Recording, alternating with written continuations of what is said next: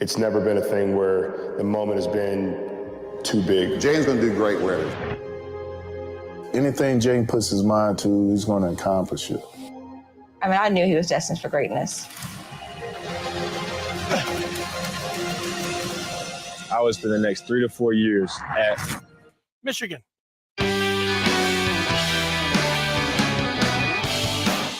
Good afternoon, everybody. Welcome into the Maize and Blue Reviews. Good afternoon, Michigan football. I'm Dennis Fithian, joined by Trevor McCue, the senior editor of the Maize and Blue Review, who's on the line. You can see him if you're watching this VCast, and of course you can hear him if you're listening to the pod. He almost goes without saying. Trevor, good day to you. How you doing?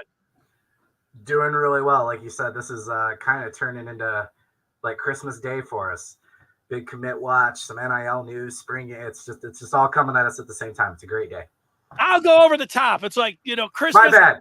It's like Christmas and your birthday on the same day, man. You can't get any better than that. We're counting it down to 1:30. We'll take the Jadyn Davis announcement live. We'll see what the young man has to say. We'll be talking about Davis before the commitment at 1:30. We'll be talking about him after the commitment at 1:30. We do have a few other things to get to as well, as Trevor alluded to. It's not just Jadyn Davis Day. There's a lot of other things going on, like the name, image, and likeness game changer that is supposed to be revealed today. We'll chew on that a little bit. We'll have the announcement live at 1:30, so stay right where you're at.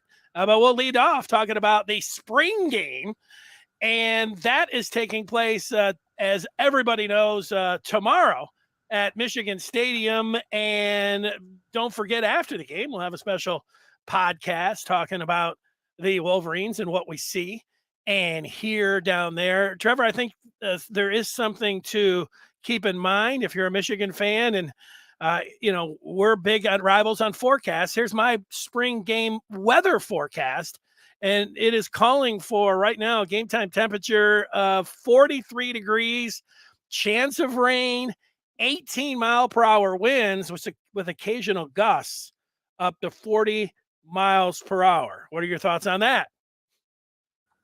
I always like to ignore the weather reports until the very last minute because I hope they'll keep pushing it back and change, obviously. So, yeah, if that's the kind of weather that's happening tomorrow, that's probably going to impact the level of competitive spring game that we get, right? They're not going to go out there risking injuries. So just hope for great weather and a good showcase of this deep and talented roster Michigan has. And then if the weather is really bad, we'll see how they adjust. And like I said, let's keep our fingers crossed and hope for a good day. I thought you were going to play the media card. You were going to say, I'll be up in the press box, so it doesn't matter.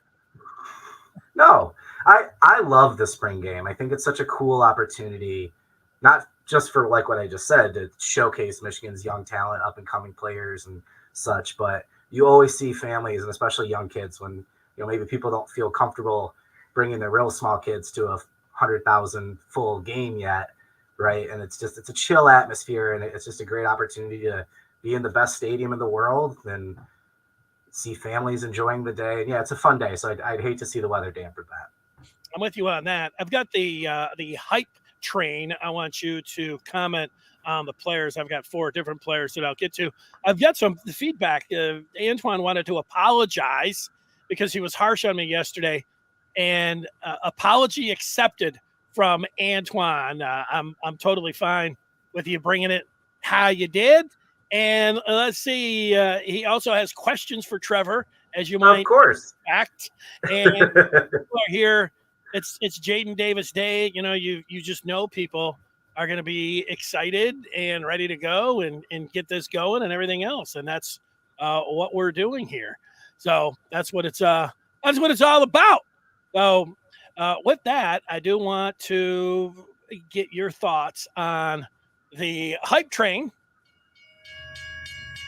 And Trevor, for that, we've had a few different players. You could probably just, this team's hype.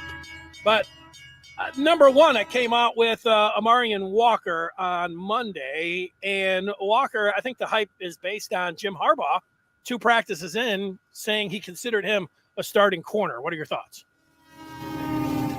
Yeah, I mean, Walker's been labeled as, a future star, a freak athlete since he committed at wide receiver with Darius Clemens and Tyler Morris. That whole class has been hyped since they got here. For some folks, this move to corner might have been a surprise, but it had been talked about, or at least whispered, basically back to when he was being recruited. So I don't think this is a depth move, right? This isn't a situation where it's completely based on need. I think they really, really like him at corner, and Harbaugh confirmed that, like you said, by calling him a starter, a few days into camp. Now, keep in mind, Harbaugh can get a little loose with that word starter. For him, that basically just means a player that he thinks capable of starting. And this team is so deep that defense has 18 starters, right? So a guy like Jadyn McBurrows is still pushing in that role there, and I do think Minter kind of turned the heat down a little bit when it comes to Walker, saying they're going to use those first few games to kind of let him get comfortable and make some mistakes. So I do still think the primary corners are going to be Will and Sainer still. If somebody's coming off the field, it's going to be Walker, not Sainer still. But yeah, you like the potential of a 6'3" corner with his speed and his vertical ability. Him and Will Johnson on the outside is tantalizing, to say the least. Trevor, it's not that big of a deal, and yet I've wondered about it, and you may have the answer. You see Walker wearing a shirt with the number 4 on it. There is a defender that wears the number 4 unless he changed his uniform. Of course, McBurrows is number 1 on the spring roster. Both McBurrows and Walker are listed as 1. What's going to happen there? Michigan and Harbaugh has kind of always used the number battle as a way to create competition. So whoever wins the offseason, whether that's literally being named starter or how the coaches determine that, is going to end up with the number. So there's a chance McBurrows will have to change away from 1 and Walker will keep it, or Walker will have to go to a different number. They'll figure that out. There's always extra numbers, and then by fall, I mean, we've seen midseason Jimmy Rolder changed his number last year to accommodate some of that. With the rule changes in recent years, you got to be really careful with that. So we'll see. But basically, Walker and McBurrows are battling for a starting spot and a number. Woo! I like it. More than just a little bit. Now, I don't know if this is going to be a battle that is forged tomorrow in the hype train, but Braden McGregor is getting a lot of hype, and Michigan is edge you. And Jesse Minter, you mentioned the aforementioned co-defensive coordinator. Minter this week said that McGregor, quote, had a chance to be a dominant player. And so when you say that, that makes me get hyped. What about McGregor? Yeah, he has the skills, the ability to be – I don't know if you saw the picture I put up in the article I made kind of comparing him to Hutch. It's almost frightening how much alike they are in terms of height, weight, skill set, the way they look, whatever. Obviously, I don't think he's going to go out and be the number 2 overall pick, but we've seen flashes of McGregor having that ability to disrupt, get to the quarterback, impact the run game on the outside. He had the big, get the ball up and tip the ball and almost walk an interception in play last year as well. So what Minter means by chance is McGregor's just got to get consistent, right? We've talked about his knee injury in high school and how that kind of derailed his progression. He also had to play behind Hutchinson and Mike Morris. So this is his first opportunity to be the guy. He's going to have more snaps than he's had in the past. He's just got to take advantage of it and be consistent, because if not, there's other guys waiting. Derek Moore will gladly take the role if McGregor doesn't show that consistency. But, he's going into his senior year. He's fully developed at this point. He's reached the progression. He's trusted the process. All the pieces are there for McGregor to have a big year. I like that kind of talk, trusting the process and that stuff. Here is another one. Clemens, I think he made the hype train last year heading into spring, and then he caught a touchdown, and there's a picture of him from the Michigan football Instagram up on the screen, 6'3", 205. Michigan's got a lot of, when you look at the starters, they've got some great starters. But there's some reps available and some footballs available. Clemens could be that guy. What do you make of him being on the hype train? Yeah, he was arguably the biggest story coming out of the spring game last year. He had like 14 targets or something like that. Had that touchdown catch where we got to see how healthy Ronnie Bell was feeling when he ran over there to celebrate with DC. So, yeah, I think, last year he didn't see the field a ton, which isn't crazy shocking with Bell, Johnson, Wilson there. And we know the path to the field at wide receiver begins with being a really good blocker. So hopefully he's taking the strides there. I do think it's going to be interesting him and Morris, the other sophomore, are kind of competing for what I would say is the wide receiver 3 role, but they're two very different receivers. So who thrives amongst those two is really going to change how Michigan utilizes Cornelius Johnson and Wilson, whether they're outside in the slot, et cetera. But you and I talk about all the time looking the part. Yes. And a guy standing out, Darius Clemens looks the part, right?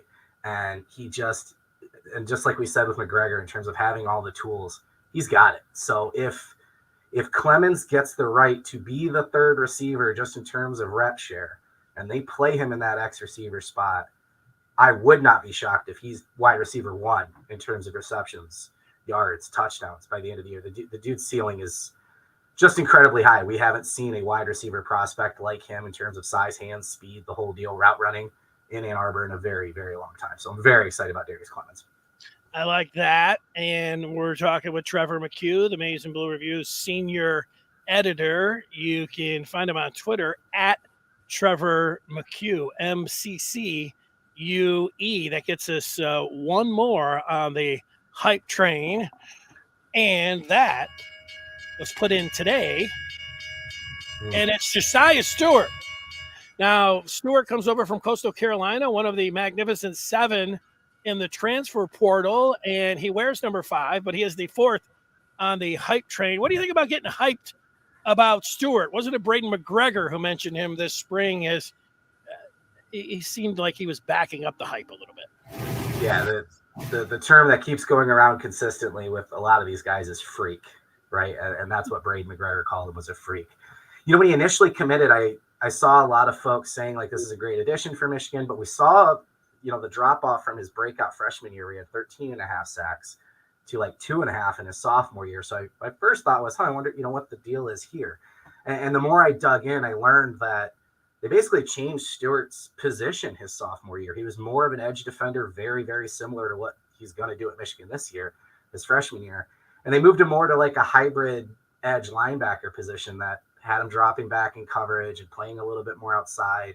And he was still a good pass rusher, but his role had completely changed. He lost 15 pounds, went from 245 to the 230 you have on the board. He's up to 237, 238 right now. I wouldn't be shocked if he's over 240 by the time season starts. He reminds me a lot of a guy that a lot of folks liked in the past, Josh Uche. He is very physical. He's got crazy speed at getting after the quarterback, but he can, as you can see in the picture you got on the screen, those folks watching right now, he can get his hands in and embrace and get through a tackle as well as he can get around it. He's going to be in more of that Ojabo role on the weak side. If McGregor and Moore can do their job on the strong side, Josiah Stewart has serious double-digit sack potential for Michigan this year. I think we keep talking about having the guy. They had a committee approach last year. Mike Morris was really good. But I think Josiah Stewart could be the guy that on third down is just going after the quarterback every time. And definitely somebody to take a look at tomorrow, because we're going to see him in the Maize and Blue 100%. out there. So it'll be something just to see. It's funny, you can see a guy at Coastal Carolina, you can see him in their high school uniforms, anything else, but until they put the Maize and Blue on and have that number, it's funny how you can say, oh, now they kind of remind you of somebody else, or this. It's weird how that ends up working out. How about some quick hitter questions for you? We are going to get Jadyn Davis's commitment live, and we'll get that reaction with you. How about AJ? He's talking recruiting. Aaron Scott is a corner from the state of Ohio. Do you think that Michigan has a chance with him? That's not exactly what AJ's saying. He says, I think we can get Aaron Scott from OSU. What does he think? It's a new world for us, right? Like, there's a couple of these guys that in the past it wouldn't even been a possibility for Michigan to have a chance with. But going into Springfield and getting Aaron Scott's not going to be easy. This is a guy that's probably had Ohio State on his mind, his entire life, right? But with the way that the tides have turned and the results on the field and the momentum that's happening in recruiting, and the fact that it's Michigan, Ohio State, and Kentucky, and Michigan's got Steve Clinkscale doing the recruiting, I think they have a chance. But if you ask me to bet, do I think Michigan gets them today? I don't know that. I mean, they're not leading or anything. But the fact that we can even consider one of the best corners in the nation in Ohio State's backyard potentially coming to Michigan, just great illustration of how much this rivalry has flipped on its head the last 2 years. How about Antoine, who is mixing it up here? He didn't agree with me saying that Michigan was edge U. He says it's actually O-line U. By the way, does Trevor think it's possible Michigan can use 2 offensive lines this year? And what's the possibility of them using Orgy in an RPO package? A lot of questions there for you. What do you think? Yeah, he's asked us about this offensive line a couple times. So I wouldn't be. It's not the same as defensive line, where the thing you need the most from the defensive line is them being fresh. On the offensive line, what you need the most is cohesiveness, right? So it's not just finding your 5 best offensive linemen. It's also finding your 5 best offensive linemen that click together really well, right? You got to do your job, but you also have to have a really good feel for what the guy next to you is doing. So I don't think Michigan's going to get in the excuse me. I don't think Michigan's going to get into the business of rotating guys or using literally 2 offensive lines to that extent in the first 3 games of the season. Yeah, because these position battles could literally bleed into the season. Now you're talking. So in that aspect, yeah, during the non-conference, they might move some guys around and try some things to try and figure out what clicks. But there's going to be a point where Michigan knows who its top 5 are. I mean, they're deep enough. Josh and I did our spring game draft, and everybody was commenting on the fact that we had split the offensive line in 2, and we both still had 2 really good offensive lines, right? So, yeah, there's going to be a point where it's clear who the top 5 guys are. Yeah, just like last year, Michigan had the battle royale for the quarterbacks in game 1, game 2. Maybe they do something like that with the offensive line. I did talk with somebody who was at a couple spring practices, and he didn't say this was right from Harbaugh, but it felt like he was just putting it out there for me that Harbaugh was using me to tell everybody that he understood exactly what kind of team he had, because the guy told me that Harbaugh knows that they have a lot of players and they plan on playing a lot of players and they plan on rotating a lot of players. Now, quarterback and offensive line, those are the 2 that I don't think that they plan on rotating too much. It depends on what the score is, but everywhere else, he was basically saying, if they think you can play, you're going to play. And if you're not playing in those first 3 games, you should probably head out somewhere else. So you understand with the transfer portal and how people can be gone like that. It just makes me think that Michigan and Harbaugh, they're just going to use a lot of their depth and a lot of rotation. Now you have your best laid plans and you got to go out there and put the game away so you can do some of that. And, that's key. Score and everybody can play. But you might think that's obvious, but it was a point I think that Harbaugh was making. Yeah, you've got to have your eyes at least a little bit ahead to next year, and the fact there's going to be a pretty massive roster turnover most likely. So any opportunity you have to get young guys on the field and get them some reps, you want to take advantage. You're not going to do that at the cost of losing a game, obviously, right? So yeah, winning the game and getting progress and good reps out of your top guys is the most important. But yeah, we're going to see over 100 dudes play in those first few games. It's going to be absurd. I'm not looking forward to going through the snap counts, to be honest. But another piece of it too is just simply when you have the talent they have at the depth, right? Or the talent and depth that they have. If a guy can contribute and help you win, whether that's 40 snaps or only playing 3 or 4, it's a coach's job to utilize that talent and those strengths to help you win football games. And there's a few dudes on this team that could easily be starting. We wouldn't even be talking about them being in competition if they weren't just so loaded and playing behind other stars. They're going to get on the field. And there could be guys losing their jobs in the middle of the season just because a guy behind him is that good and pushing him and takes the job away. J.J. McCarthy wears number 9 for Michigan, T-minus 9 minutes, or maybe Michigan's next highly rated well done, sir. commit. We do want to tell everybody that if you are not a member of the Maize and Blue Review, now is a great time to get in. The offseason, it's always a good time, but I think it's a great time when we have the spring game and afterwards with everything that's going on in recruiting and the portal with both football and basketball. And you can join the Maize and Blue Review today by going to michigan.rivals.com. I think there's a thought and one that I am behind, that if things go well here in the next 8 minutes, over the next 8 minutes, that there could be a opening of the floodgates, if you will. And you'll want to know before everybody else about what's going on in terms of the commitments and the NIL. That's all there for you. So do you subscribe to the floodgate theory when it comes to recruiting? If Davis goes maize and blue? I don't know if it necessarily depends on him, like people were waiting for it per se, but yeah, you felt the momentum building the last 3 weeks. The recruiting lists that they've posted have just been massive. That the players that have been coming in and then the notes that we've been hearing coming out of the visits. So I do think there's a few guys that are ready to go ahead and lock in, and we could see a nice little run of commits coming here.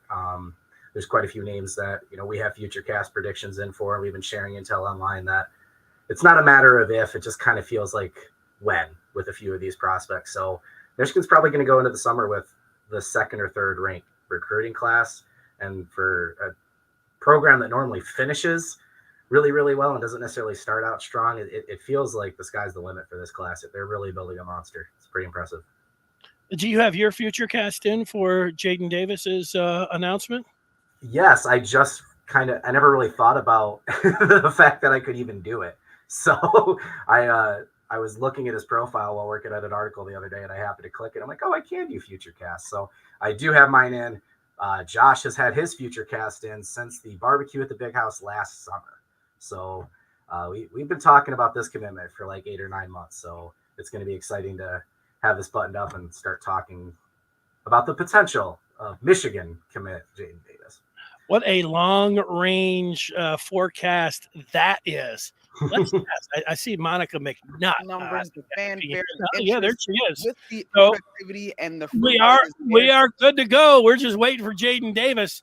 In the meantime, people were also pointing to today for some Michigan news when it came to name, image, and likeness.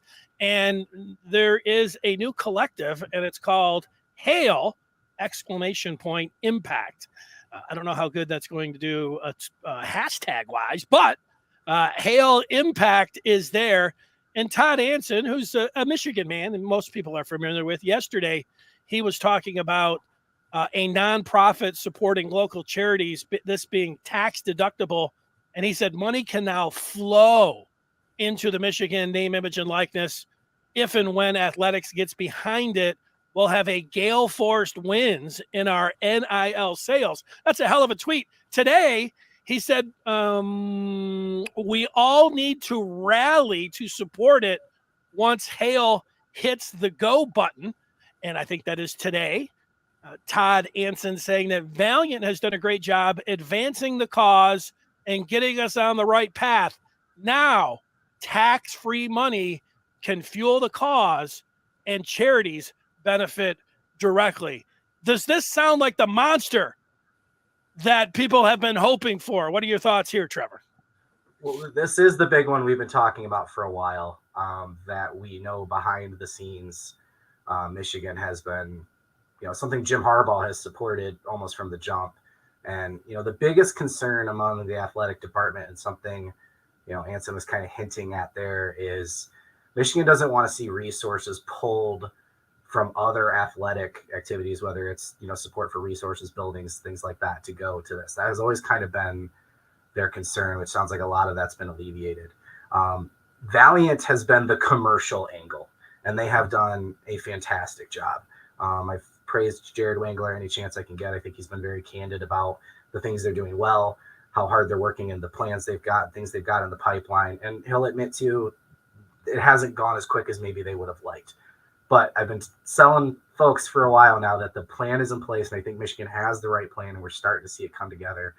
What's unique about this is going to be the opportunity for Michigan to offer every player on roster a stipend of up to $40,000 a year. So this has kind of been the thing Jim Harbaugh has been talking about, where it's like, look, you come to Michigan, you're J.J. McCarthy, you're Blake Corum, and a business wants to tie with you because it can benefit them. That's what name, image, and likeness is for. You're going to earn that money. You should be allowed to get it. But they want to make sure everybody on the Michigan roster can benefit. And this is a great way to do it. It's about tying the players to the community, through working with other nonprofit organizations. And it's just getting the ball rolling. We're going to hear a lot more in the next couple of days. Josh is going to be kind of embedded in getting some coverage. But yeah, I really liked the quote. The founder said that the idea is to have a golden triangle. You want the for-profit marketing agency like you have with Valiant. You want the LLC kind of collective like Champion Circle, and now you've got the nonprofit foundation. So Michigan's going to be able to pitch players on a full portfolio of NIL options that are going to benefit them in a commercial way as well as community support. A golden triangle. When you say the big one, I keep thinking about Fred Sanford from Sanford and Son. He's like, I'm coming. I feel this is the big one. And, this one is kind of the big one. We've got the big announcement coming up in just now minutes as ESPN has gone to commercial. And that's why you're here. We know that. That's why we know there's hundreds that are online with us right here. This is from Jadyn Davis, the 5-star quarterback from Providence Day High School in Charlotte, North Carolina. He just had a website, his own website, go online here recently. And I put some of the pictures up from it. The commitment, Jadyn Davis. Since a kid, Jadyn Davis has dreamt of this moment. Now it's in God's hands. Who will it be? He will be committing live at 1:30 on SportsCenter. It is 1:28 right now. Mark, ladies and gentlemen. On the website, it says, get to know Jadyn. Here's something from his coach. Jadyn's arm talent is obvious, but it's his intangibles that really make him special. Chad Greer, his head coach at Providence Day School, says he's a great leader. He's highly competitive, and that trait isn't limited to Friday nights. Here's a picture with the Weekend. No, that's not the Weekend. That's Cam Newton. Oh, Cam Newton. Yeah, it is Cam Newton. Makes sense. Longtime Panthers quarterback, MVP. He's a little taller than the Weekend. Cam is. He's got the hair going, though. And speaking of hair, we get some more pictures of Jadyn, who has a hoodie that you can buy right now on his website. And here's a picture of him. I was debating whether to put this one up or not. He doesn't have his shirt on. He's got his shades. It looks like he's out at the beach, certainly by the water here, but he doesn't have his shirt on. And I don't know, for a high school junior, certainly he could put on some more weight, but I don't know, there it is. He looks pretty cool in his shades. It's a very early 90s vibe, right? Yeah. The Slater hair, the big chrome shades. All right. Yeah. Hey, I'm feeling young again. Let's go. Eli Brooks a couple of years ago, I remember the first time I saw him, like, hey, Prince, he's out there. It seemed like he was the front runner, though, with that kind of hairstyle. And it has stayed in, I don't have any hair. I like Jadyn Davis's hair. I got a little bit. He's looking pretty good. Yeah, you're still doing all right. There's my favorite picture of him. This one was taken a while back from Rivals. He's got his Michigan towel, Michigan shorts and cleats on, and he's got a Yankees hat on and a Wu-Tang shirt on as we get ready for his announcement, which is now, I can tell everybody, it is 1:30. Jadyn Davis time. So we'll be joining up and getting the announcement coming up here live on the broadcast to see how this goes. Any final thoughts or predictions before we go to Jadyn Davis? No, I think some of the comments you just read from the website are worth noting. This has been a very deliberate process for Jadyn Davis. He did not want to, commit right away, go off a quick gut instinct after a visit, and then still kind of keep the recruiting process going and have that linger. He wanted to make sure that when he committed, he was solid in his decision and knew he was comfortable where he was going, and that would be the end of it. So that's where we are now. He's been very deliberate. I know maybe it hasn't been on the fans' timeline. They wanted it to end a little sooner. He's obviously had love for Michigan from the beginning. He's been up here a bunch. But when you think about, there was an offensive coordinator change, and then technically another one now with Sherrod Moore coming in permanent and a new quarterback coach. He's kind of allowed, Jim Harbaugh, obviously, with the NFL flirtation again this offseason. He's been patient and allowed Michigan to work through the things that they've had and, have new conversations again. And after that last visit, it really felt like everything buttoned up. And all my money on this point, I would be very floored, I'll say, if Jadyn Davis is not putting on a Michigan hat in the next few minutes here. Well, they're connecting with Jadyn Davis. When they went to commercial, they said the announcement was coming up, but they're milking it a little bit. And, for me, the people were like, let's go, let's get him out here. Let's move on to other quarterbacks. I was like, look, with the uncertainty with Harbaugh, with a change in offensive coordinator, with a new quarterbacks coach, I understood, Davis, taking his time and being able to go over there and, get familiar with everyone. All Tomorrow right. night So in Houston, the men's national semifinals. 3 teams wait a making their second. first foray into the Final Four, and the Pass other come out here. hoping to win its 5th national title. Yes, that team we're all familiar with is UConn, who's led by a Oh, coach let's whose family quickly, is really basketball royalty. Jeremy Schaap has more in today's edition of Outside the Lines here on SportsCenter. Wait a second. We better check the maybe ESPN too. If we don't have Davis, if they're talking about early. While you're looking into that, I'll just tell you kind of what you just said again. I never really understood this push of we need to move on and put pressure on him and all this. The reason Jadyn Davis has been so connected to Michigan is because of what Ohio State did to him, heavily recruiting him and then kind of putting the pressure on the two of them, taking the commitment from Dylan Raiola, who has now decommitted from Ohio State, likely to go to Georgia would be my guess now, but he's looking at every school. But what Ohio State did to Davis is a big reason why Michigan is in the driver's seat right now.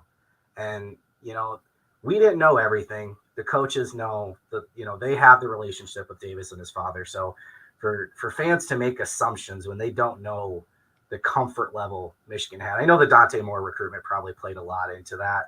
That wasn't this.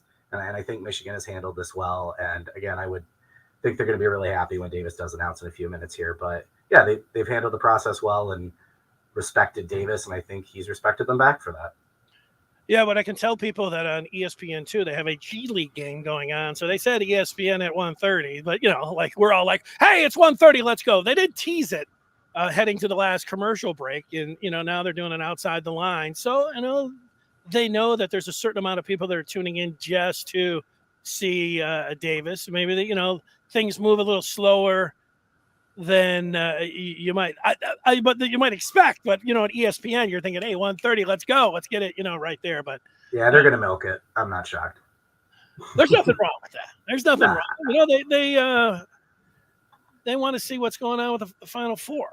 Tomorrow they want to get people excited about that. So if you're tuning in and you're like, where's he going? And I see there's a lot of people that are tuning in that want to see where Jadyn Davis is going. We're hanging in there, and we will go to the podium. We will go. I think he's going to be at his high school in Providence Day.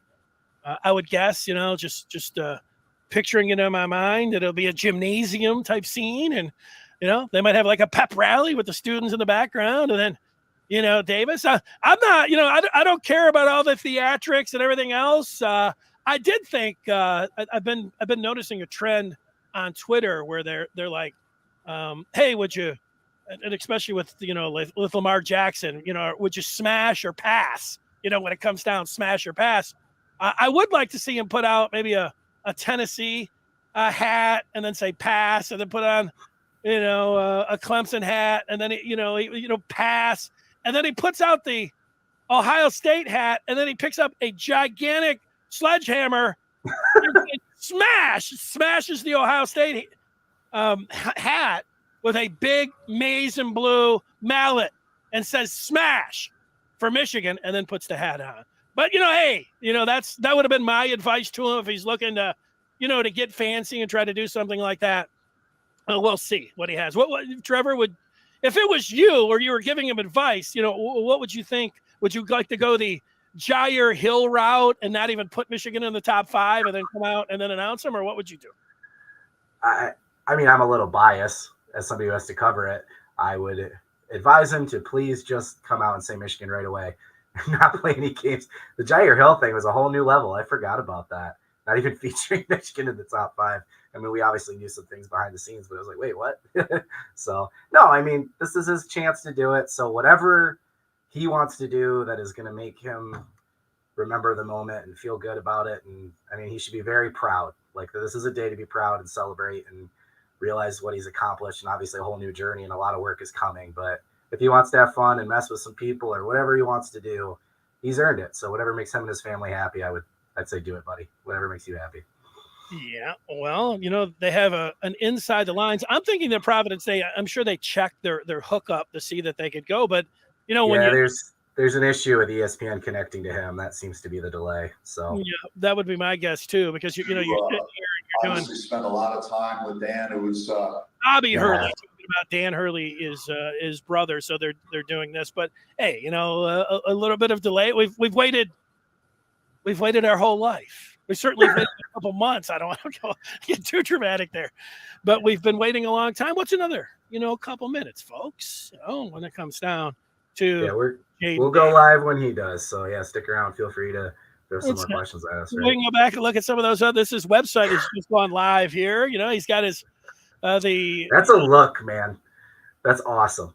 The hair and the shades. I'm digging it. I do like the videos. I don't know how it would be a question. It wouldn't be one of the first questions I would ask him. I might, ask him, besides Cam Newton, the quarterbacks that he likes and all that. But he does wear a lot of bracelets and things on his off throwing hand. I watched 4 minutes of video earlier this week, and then I was watching it live, and I didn't want to jump to anybody. Okay, here's what it reminds me of.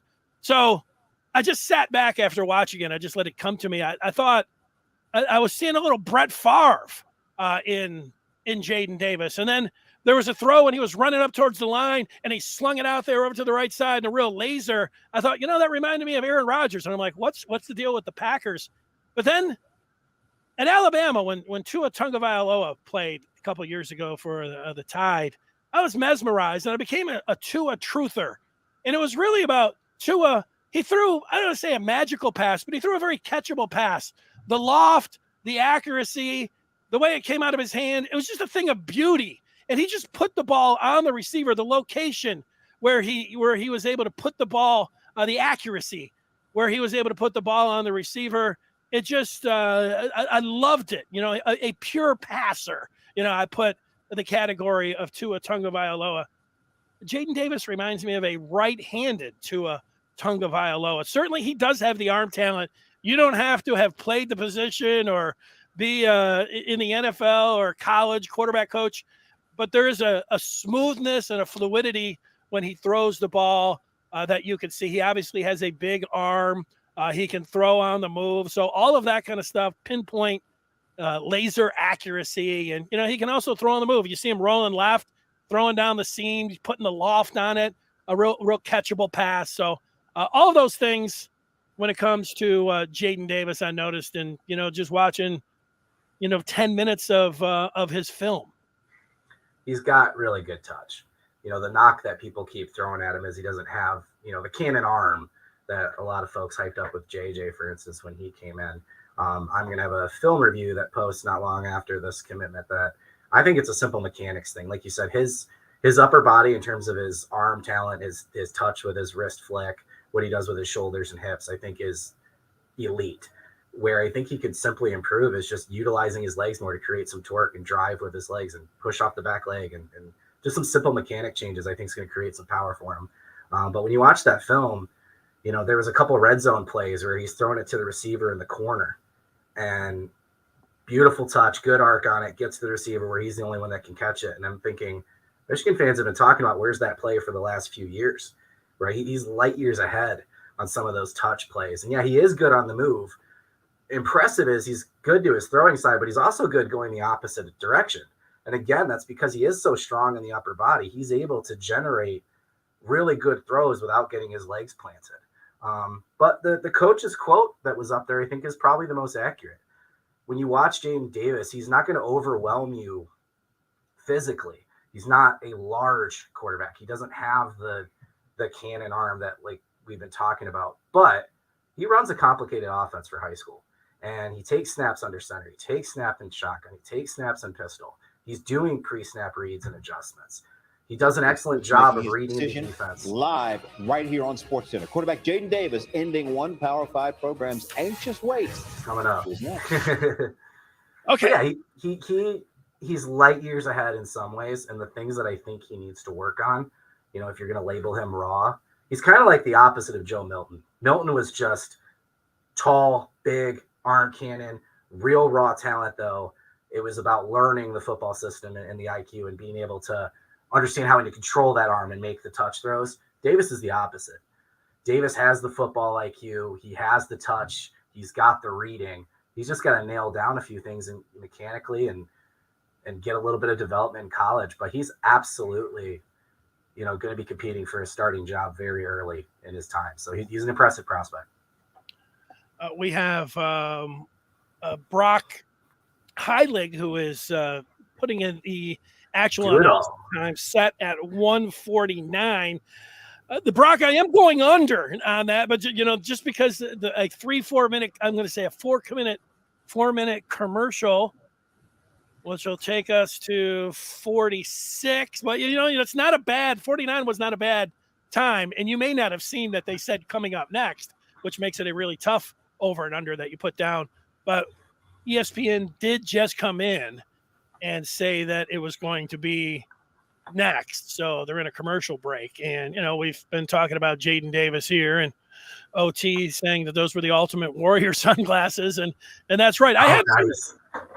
They've been making a comeback, though. That's that part I have noticed. So, Davis, he has his own website. And this was the start of it. Now, he was saying 1:30 here as well. But since a kid, he's dreamt of this moment. He's dreamt of making his college announcement. So hey, some guys, they dream of, walking across the stage and shaking the hand with the commissioner. Some, they're running down the tunnel, touching the banner. I know a lot of people have talked about, Michigan players have talked about that was their dream. He has dreamt of this moment. And now we're just waiting to see, what it's going to be for Davis. Obviously, his coach likes him. So does the Cam Newton. Likes him there. And, and then here he is. He's got his own hoodies. There was a part about this with name, image, and likeness where we know a lot of schools, they have been able to secure top players by, promising upfront money. And Michigan didn't want to go that route. So it was always like, well, is Michigan ever going to be able to get any players?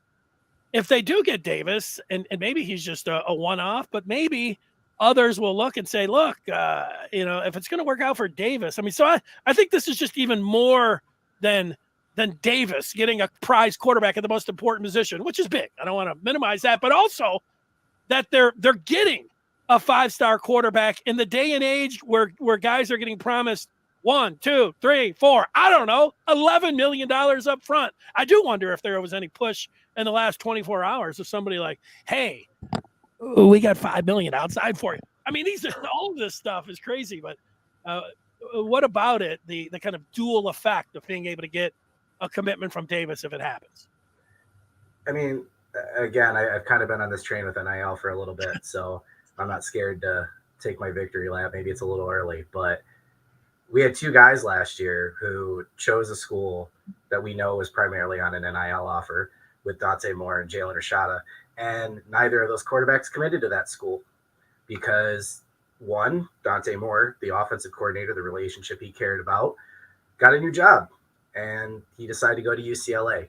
I think that's a great example of the fact that relationships matter, and that's been a priority for Jadyn Davis. We were really impressed with him and his father as well when they kind of talked about this. And the NIL will come, and they know that. And then, you talk about the upfront offers. What happened at Florida was they couldn't get the money they offered him, right? And that's happening all over the country now. So I think the NIL door opened very quickly and a Wild West occurred.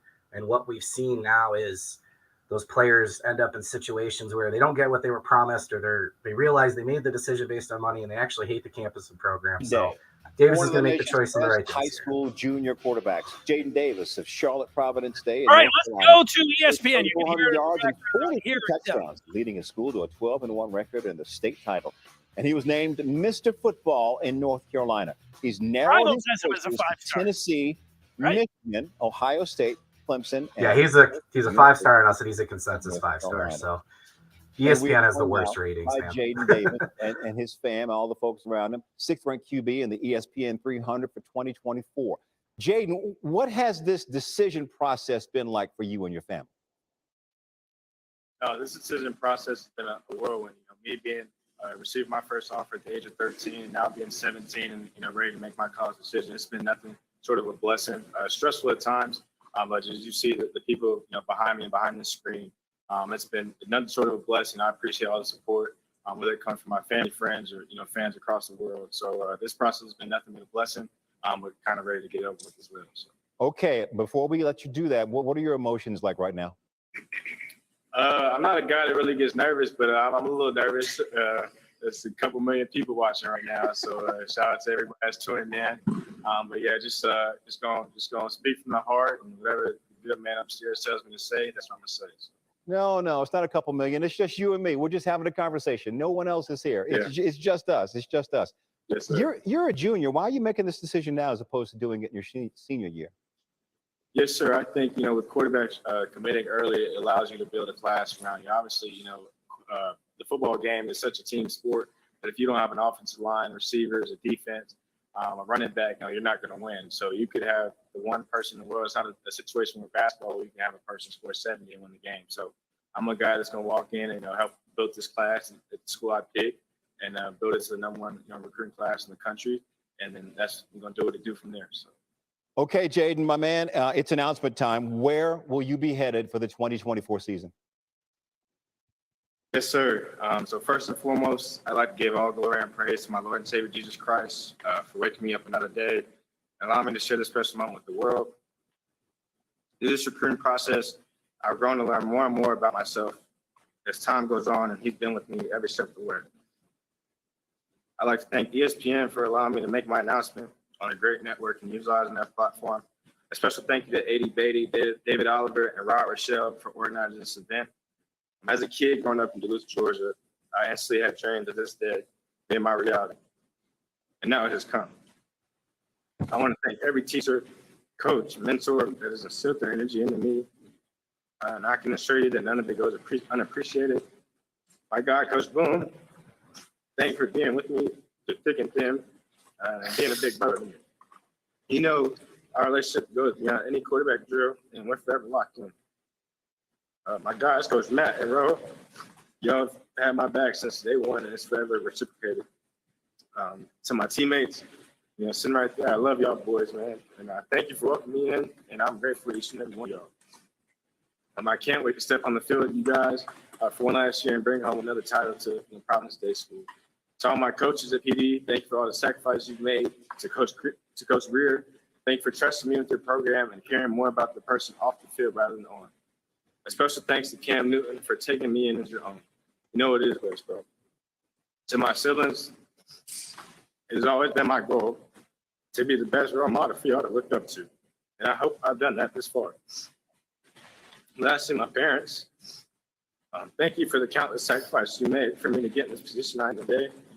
Pops, thank you for showing me what a true man should resemble. And Ma, thank you for always being there for me and looking at me as more than a football player. And with that being said, it is my great honor to announce that for the next 3 to 4 years, I'll be committing to the University of Michigan.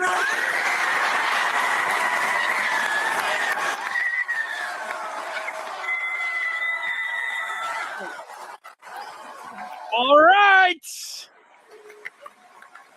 All right. Better late than never. There it is. Got that number 2 on. Going to Michigan. That's beautiful. All right, everybody, you crying, That was Mom great. crying, everybody crying. All right, everybody's crying. Should we go back to him? He's going to have maybe some other thoughts. Yeah, let's see what else he says. Yeah. Did a great job, recruiting my whole family. Obviously, you guys see that I'm a big family person, big on relationships and loyalty. They've done nothing but show that to me. Me and Coach Harbaugh have a great relationship. He was recruiting me. I think, it shows dividends when the head coach has a one-on-one relationship with the recruit, especially a quarterback, because, at a college level, that's going to be the two guys that's kind of criticized most and praised most. So I really appreciate Coach Harbaugh for, helping recruit me and my family. Shout out to Blue Nation and everything about Michigan. So I'm loving everything about being a Wolverine, and I can't wait to get up there and earn my job. All right, I know you got one more year in high school. So what's the first thing you're going to do when you get to college?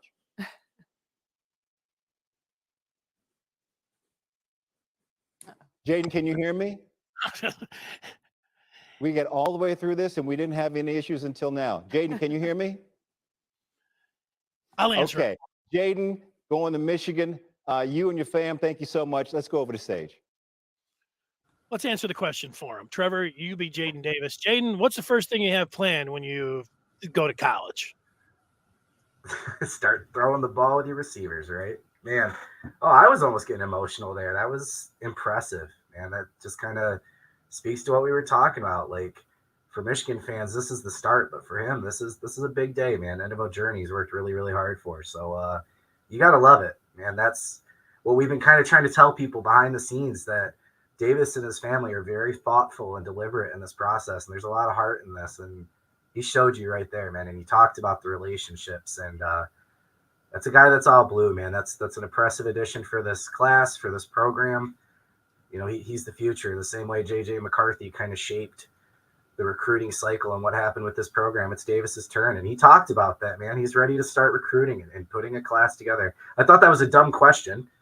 A lot of quarterbacks commit as juniors. You want to get in there early and start getting the playbook and getting involved in the process. But that was a great answer by Davis to a dumb question. But yeah, there it is. We got it now.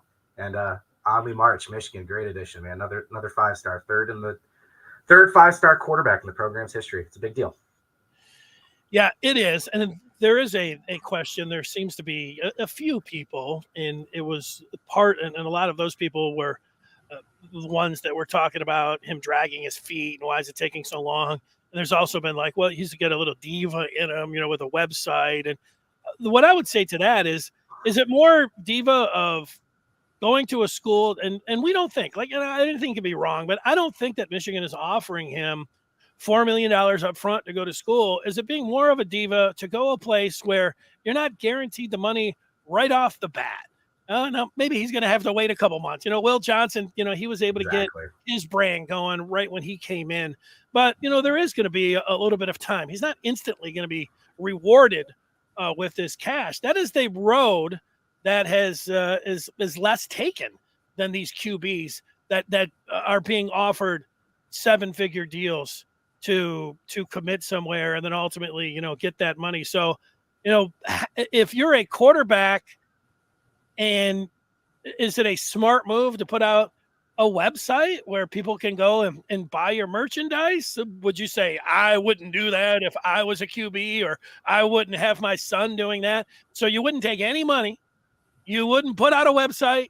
You wouldn't. What do you want to do? So it's the new age. It is a little bit different, but I don't see with the waiting time, and also with the website where there's anything that, you would say with Davis being a diva. I would say that, he, listened to his coach and follow what his word. He sounds like, he could be a great leader.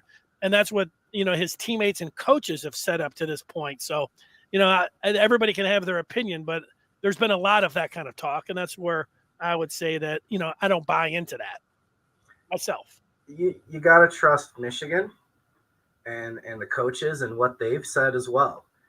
There are a couple really top recruits. I'm not going to name names, but there's guys that people go, man, I'm surprised Michigan's not going after this guy more. And that's why they're not going to play that game, and they're not looking for divas, right? This program changed almost overnight post 2020 going into the 21 season because of the culture change and finding guys that were worried about the team and not the individual, and guys that are willing to invest in the process and understand, it's going to come, right? You don't need to get it all accomplished and make all your money and do all of that day one. It's going to come. And if you're at Michigan and you're getting the Michigan degree and you're with this coaching staff and you're on the biggest stage, Michigan is with Alabama. Nobody watches more Michigan games than Alabama. It's the most viewed program. You're joining an elite situation here. And if you look at the big picture, and that's the kind of guy you're going to be, you're going to fit in well. And that's why I said, again, I've been impressed with Davis and his family. You saw there his mom crying and him talking about his siblings, and real emotional day. And yeah, we've heard all along, big time leader. And we're going to see it now when he starts trying to reel in some more recruits to join him. It's time to put on that leadership hat starting right away. Well, now that's it. You waited for this, and, even though there was supposedly, not going to be a doubt, I think, you held your breath, maybe there for just a second. And the ESPN playing it out like that didn't help. I don't think people, I think there's a lot of Michigan fans whose productivity at work maybe took about 15 minutes off. Like, what's going on, staring at the screen and everything else if they couldn't get to ESPN. But now you have Jadyn Davis, and now you look to the big name, image, and likeness reveal that could be coming as early as this evening. You have the spring game tomorrow, and then there's the possibility now the floodgates being open, which I'm in on, and I know we talked about that a little bit before, but that could happen with some players being in this weekend. Of course, people will be on the Maize and Blue review. You'll be able to see all that, know what's happening there, but the possibilities of reeling in and Davis getting on the phone and saying, LFG, it's your turn. So we'll see what comes of that. And he mentioned that. He talked about, you didn't like the question, but you like the answer about him. He can be the point guard for the class. And we saw that with JJ. Yeah, and he's good friends with JJ, and the families have connected. There's a lot of similarities between the two, and I think that's why Michigan was targeting Jadyn so heavily and willing to go along with him on this journey, because I think they believed at the end he would join Michigan, and I think they believe in the fit as much as Davis does as well. This feels like a really good pairing. All right, well, Jadyn Davis commits to Michigan. Trevor, you have any final thoughts on the big day and leading into tomorrow with the spring game? Yeah, I mean, just first off, I want to say congratulations to our rivals team. Adam, our national reporter, put out a prediction for Davis coming out of the barbecue. So did Josh. We got attacked for clickbait, and we've been, trying to stay consistent with this process. And I hope everybody appreciates the coverage that we've been able to provide through this. And the coverage is ongoing. Head over to michigan.rivals.com. I know I'm sitting here staring at this camera, but I know the impact of Jadyn Davis commit article is up. I know the scouting report article is up. I know here on our YouTube channel, you can swim right over my film review of Jadyn Davis just posted as well. So if you're ready to swim in all the good news of Jadyn Davis, we've got your content covered. So appreciate you, all you guys joining us today and watching this along. And yeah, the momentum is big. Let's go to the spring game. Let's have a big weekend. And Michigan's got one of the best teams in the country. The train is rolling. It's a good time to be a Wolverine. Good job by Adam Gorney. Good job by Josh Henschke. I would also, in addition to saying you watching your film review, which just got posted on this feed, you have done a fabulous job. It has entertained me for hours already, in that leading up to the spring, you've had these spring breakdown features, and they've all been fabulous, being able to go through them. Each and every time you think, okay, I know what the unit is, and you're like, you do a really good job at balancing really X's and O's, and then just bringing it when it makes common sense, where you're like, oh, okay, that's what he's talking about. So I like it. You did a great job there. Nice job. I know you're going to be at the spring game. You'll be making your way down to Ann Arbor. So that's going to be a great time too. So safe travels and have a great weekend. Thanks always, for coming on here. And it was a fun day. It's one I'll always remember, Trevor. Yes, we'll always remember that you and I were here together. We were here. We were part of the Jadyn Davis commitment, and everybody else that's online watching right now. We're here weekdays at 1:00 live, talking about the latest in Michigan sports. Today is about the future and Jadyn Davis, the 5-star quarterback, the much and highly anticipated commitment, and it happened. For Trevor McCue, I'm Dennis Fithian. We'll talk with you after the spring game tomorrow. So long, everybody.